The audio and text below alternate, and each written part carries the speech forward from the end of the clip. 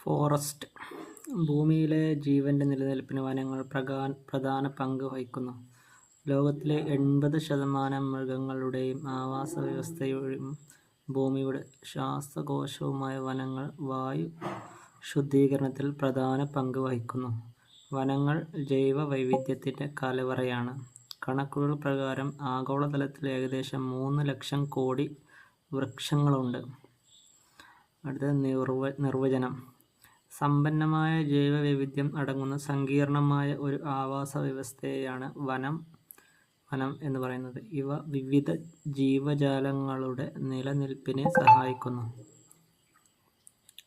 മരങ്ങൾ ആധിപത്യം പുലർത്തുന്ന ഒരു പ്രദേശമാണ് വനം.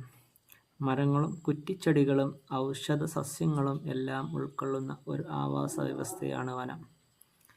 ഭക്ഷ്യകാർഷിക സംഘടന FAO പ്രകാരമുള്ള വനത്തിന് നിർവചനം 10%-ലധികം വിസ്തീർണവും 0.5 ഹെക്ടറിലധികം വിസ്തൃതിയുമുള്ള മരങ്ങളാൽ മൂടപ്പെട്ട പ്രദേശം.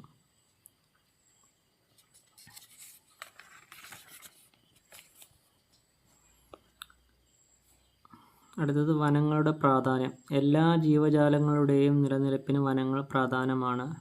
അവ ജീവസമൂഹത്തിന് വളരെ അത്യന്താപേക്ഷിതമാണ്. ശ്വസിക്കുന്ന ഓക്സിജൻ മുതൽ വിവിധ ആവശ്യങ്ങൾക്കുപയോഗിക്കുന്ന ഇന്ധനങ്ങൾ വരെ വനങ്ങളിൽ നിന്നാണ് ലഭിക്കുന്നത്.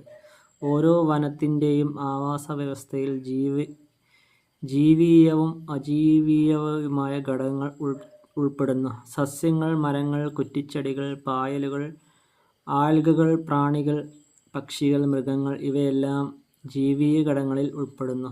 കല്ല്, മണ്ണ്, പാറ, ജലം തുടങ്ങിയ അജീവീയ ഘടകങ്ങൾ ഉൾപ്പെടുന്നു. 4 പാളികളായാണ് വനങ്ങൾ നിർമ്മിച്ചിരിക്കുന്നത്. വനത്തെ അടിസ്ഥാനമാക്കിയുള്ള ജലവിതാനങ്ങൾ, നദികൾ, അരുവികൾ, തടാകങ്ങൾ എന്നിവ ജലത്തിൻ്റെ നിർണായക ഉറവിടങ്ങളാണ്.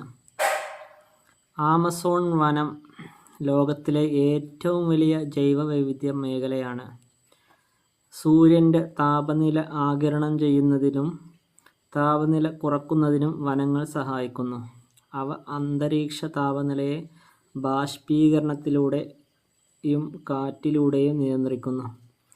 ജലവിതാനം നിലനിർത്താനും തണുത്ത കാലാവസ്ഥ നിലനിർത്താനും ഇവ സഹായിക്കുന്നു. കാലാവസ്ഥാ വ്യതിയാനത്തിന് കാരണമാകുന്ന കാർബൺ ഡൈ ഓക്സൈഡ് പോലുള്ള ഹരിതഗൃഹ വാതകങ്ങൾ ആഗിരണം ചെയ്തുകൊണ്ട് വനങ്ങൾ ആവാസവ്യവസ്ഥയെ